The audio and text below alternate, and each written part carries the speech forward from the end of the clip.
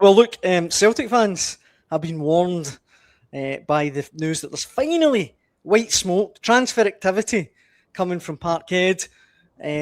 Tomas Cvancara, there you go.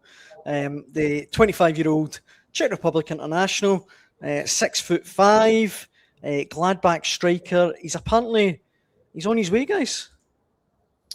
Well, it looks like finally, medical today back in the UK.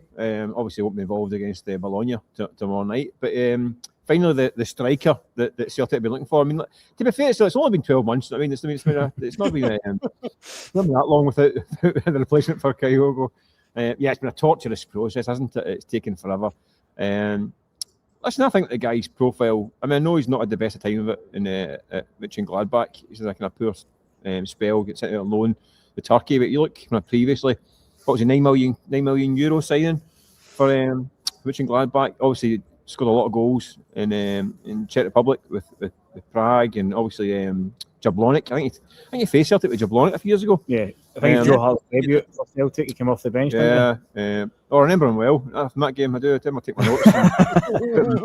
My file of European strikers. But listen, I think his profile up to that point. That's why he got a move for big money. It's not quite worked for him. But you look at him, you look at the clips of him, and obviously you got to wary because the clips are always usually the best bits. You don't see the kind of rough bits.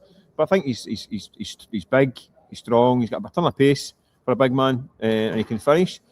So you think if he catches a bit, I mean, the only thing I would say is he's under a bit of pressure. Got to hit the ground running. Mm-hmm. I mean, he's basically signing this guy on loan with a view to sign him permanently and saying, right, score 10, 15 goals that are going to win Celtic the league. So no pressure, big man. That's right. You hit me over the head. I think this is a signing that he's coming in with this expectation that he's got to score goals. I mean, Celtic will be pinning the hopes on him scoring goals to file into the league title. So for a guy that scored 2 Bundesliga goals last season, I think he scored once this season out on loan. I mean, his recent stats don't make for great reading. Let's be upfront about it.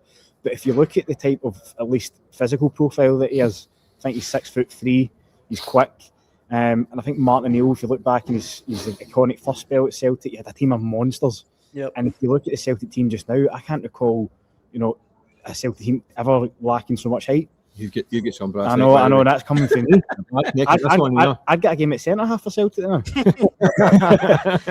So I think this is what they badly need, and I wouldn't be surprised if, Martin Neal's made it clear that he's looking at strengthening the other areas apart. Clearly not central defenders going to be in his wish list as well. So I think if you're looking at the guys that are going to come in, they're all going to be 6 foot, over 6 foot.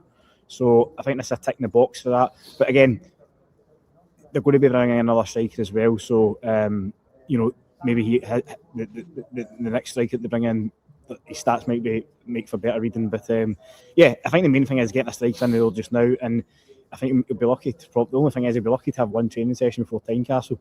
Because obviously Celtic are away just now, and he probably won't get to train with the team until Saturday.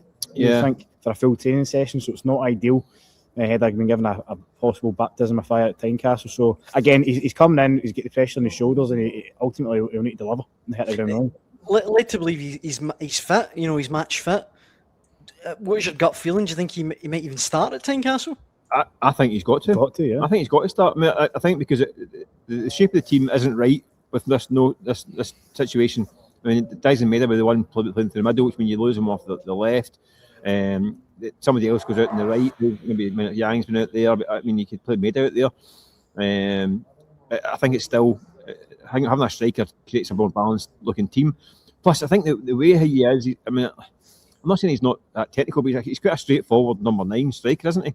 So I think the way Martin O'Neill plays, it won't overcomplicate it. It will literally be get to the byline, get balls in the box, get cutbacks in there, and you want your striker in there in the box, feeding on deliveries. So it's not going to require weeks and weeks of working in combination play. And I mean, certainly in the past, have strikers that play that kind of way. I think Kyogo, the way he played, had to be read by his teammates, and it wasn't always easy at first.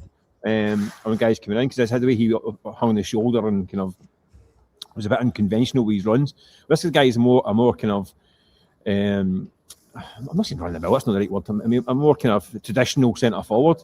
just get the ball. I mean, it sounds a bit, get the ball in the box. But that's the way Martin O'Neill likes to operate as well. Get the ball in the box, get loads of touches in the penalty area, get opportunities to have a go at goal. So I'd chuck him right in. I think he's got to go in. You just hope that he, from Celtic's perspective, you just hope that he comes in and he's got that fire in his belly. He's got a point to prove, and he wants to, make a serious impact and potentially win himself a move to Celtic, because what we understand, it's a loan deal where he'll have an option to buy. So he's got a chance to kickstart his career